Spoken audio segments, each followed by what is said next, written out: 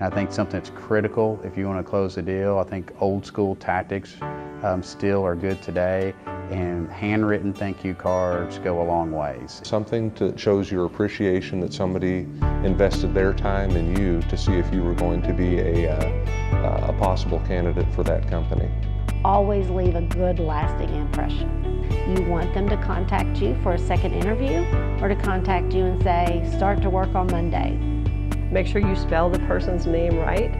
So if you don't know who you met with, make sure you get their card on the way out so that you can get their name and their title correct.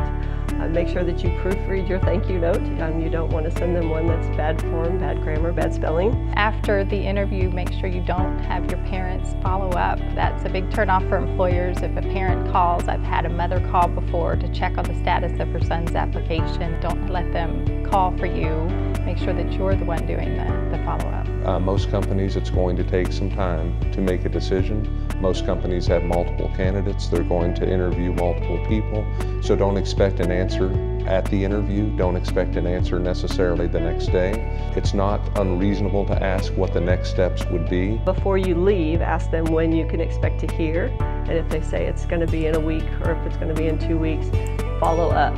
So you may not get the job. You followed up with a thank you note. You feel like you did all the right things, and that's great. This is still an opportunity to make a positive impression. They may hire in the future, or they may know somebody else who wants to hire. That really goes a long way towards showing, again, that sort of emotional maturity on the fact that you are very interested in the company and that you are professional.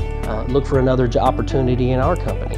Ask if you can follow up later on other opportunities, if you might be a candidate. If you make a good impression, you're going to stick with that person and they may recommend you to a colleague in another company. You never know what pathway in life could lead you back to that same company.